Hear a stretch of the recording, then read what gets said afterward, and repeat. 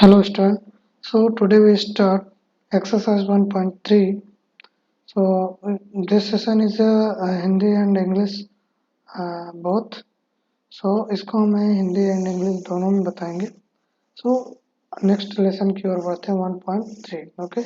So first question की ओर पढ़ते हैं. फर्स्ट क्वेश्चन बोल रहा है right following in decimal from what kind of decimal expression each has. Right. So इसका मतलब पूछ रहा है कि डेसिमल फॉर्म में क्या कहते हैं और कैसे एक्सपेंशन करना है ये बताना. ओके. सो जैसे 36/100 है, इसका आप डिवाइड करेंगे तो कितना आएगा आप देख सकते हैं. कितना आएगा 0.3. मतलब मीन्स ये पूरी तरह से हमारा ये जो है टर्मिनेट है. ओके. अगर हम डिवाइड करेंगे इसका इस वाले का तो ये इससे पूरी तरह से टर्मिनेट हो जाएगा. राइट. And yes. फिर उसके बाद आते हैं सेकंड नंबर.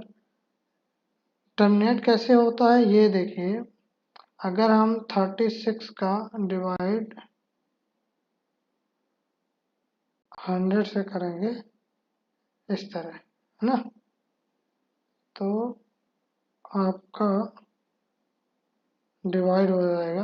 अब सिंपल सा पॉइंट लग जाता है और 3 एंड 6 ये आपका आंसर है. तो ये देखो पूरी तरह से डिवाइड है ना, तो इसलिए हमको लिख देना 0.3 एंड टर्मिनेटिंग. ये आपका आंसर है. ओके. देन नेक्स्ट आते हैं सेकंड की ओर.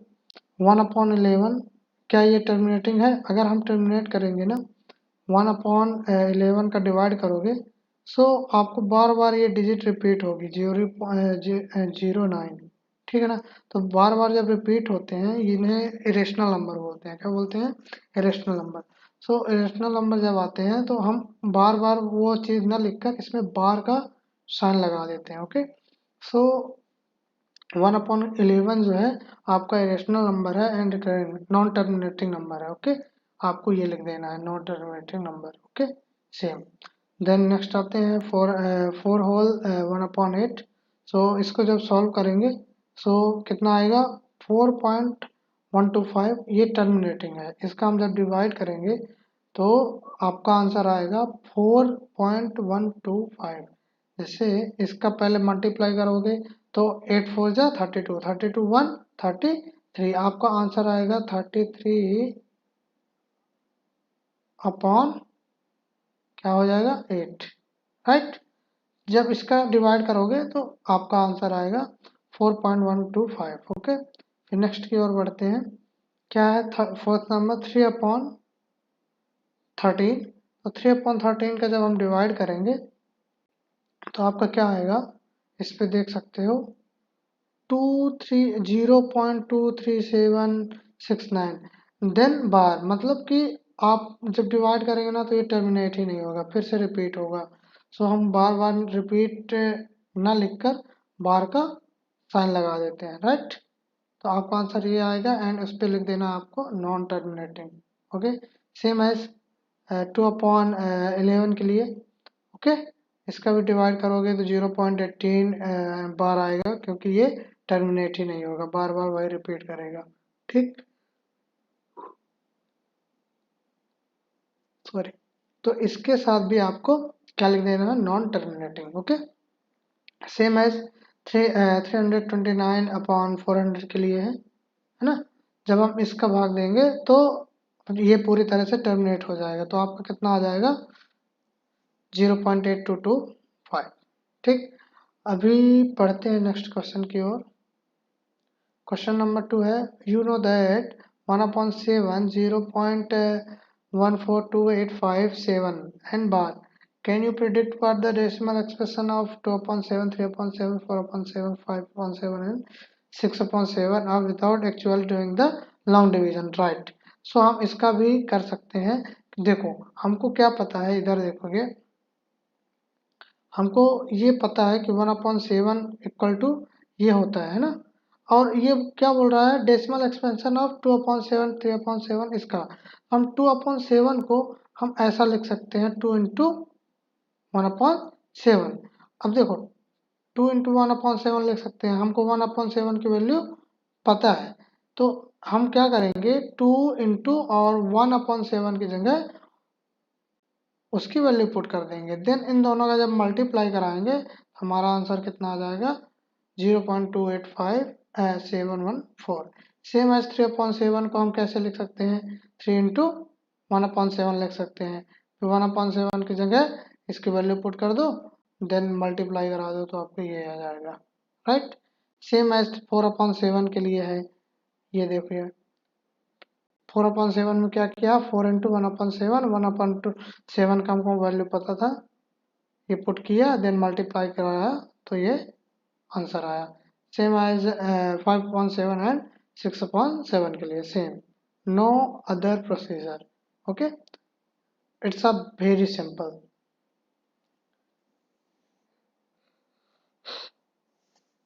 नेक्स्ट आते हैं express the following in the form P/Q where P and Q are integer। integer mean समझते हो ना, zero and positive number and negative number वो होते हैं इंटीजर। सो जिसमें Q हमको रहेगा not equal to 0। Okay no problem. So जैसे फर्स्ट आते हैं 0.7, अब 7 नहीं सॉरी 0.6 बार है ना। 6 बार मीन्स होता है कि 6 बार बार रिपीट हो रहा है, राइट। सो हम पहले क्या करेंगे लेट कर लेते हैं x इक्वल टू 0.6 बार। अब 6 बार को हम कैसे लिख सकते हैं, ऐसा भी लिख सकते हैं 6.0.6666 एंड डॉट डॉट, इसको मान लेना है इक्वेशन 1। फिर multiply by equation 1 by both 10 है ना। 10 का हम दोनों साइड इंटू क्यों करा रहे हैं, फर्स्टली ये क्वेश्चन आना चाहिए माइंड में। तो इसलिए करा रहे हैं क्योंकि हम ये जो पॉइंट है हम इसके 1 डिजिट के बाद लाना चाहते हैं, इसलिए हम 10 का मल्टीप्लाई करा रहे हैं, ठीक।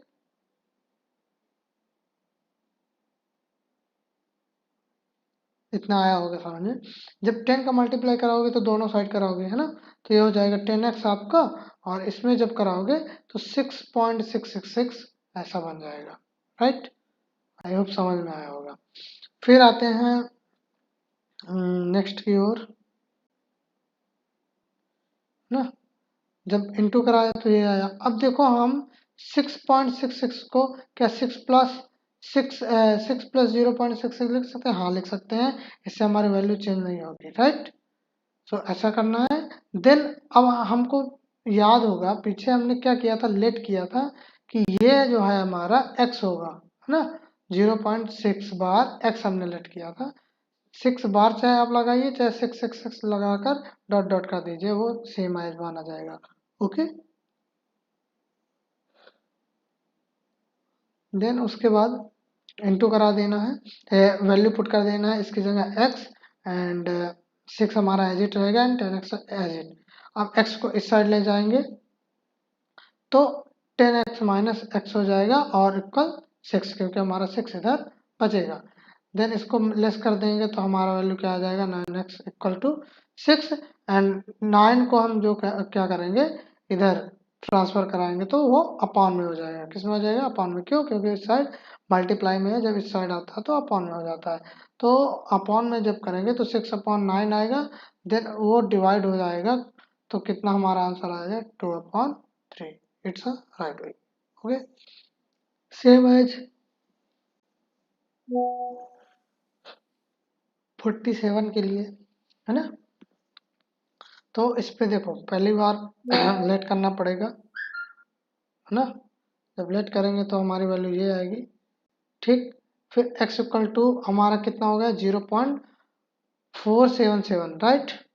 फिर इसमें 10 का मल्टीप्लाई कराएंगे, पॉइंट हमारा अभी कहाँ है यहाँ पास, हमको कहाँ लाना है लास्ट में, ठीक है ना।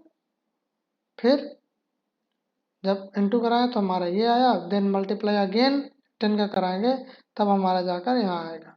अब 47.77 को हम क्या 43 प्लस 4.77 लिख सकते हैं, क्यों, क्योंकि बार का मतलब ही यही होता है कि 777 कई बार रिपीटेड। ओके, फिर देखोगे इसके आगे हमने जब 10 का मल्टीप्लाई कराया तो ये 100x हुआ, 43 हुआ। अब 4.77 को हमने क्या पाया है कि ये 10x के इक्वल है, तो इसके जगह हम 10x पुट कर दिए, राइट। देन उसके बाद इसको हम ट्रांसफर कराएंगे इस साइड, तो राइट साइड, तो माइनस में जाएगा, तो ये माइनस में है, एंड ये 43 अभी वर्किंग में है। देन इसको लेस करोगे तो कितना आ जाएगा, 90x आएगा इक्वल 43। देन डिवाइड कर दो बस, सॉल्व। ओके, आई होप समझ में आया होगा। सेम एज 0 पॉइंट क्या 001 बार के लिए है। पॉइंट को सबसे पहले आपको कहाँ लाना पड़ेगा, स्टार्टिंग में, राइट। जब ला लोगे तो आपको इस तरह कुछ देखने को मिलेगा। इसको इक्वेशन 1 मान लेना है, एंड कितने डिजिट हम पॉइंट ला रहे हैं, 1 to 3, तो मतलब कि 1000 का हम इंटू कराएंगे, ठीक। तो ये हमने 1000 का इंटू कराए, तो हमारा इतना आया। देन एक्स की वैल्यू पुट किया था, इधर गया,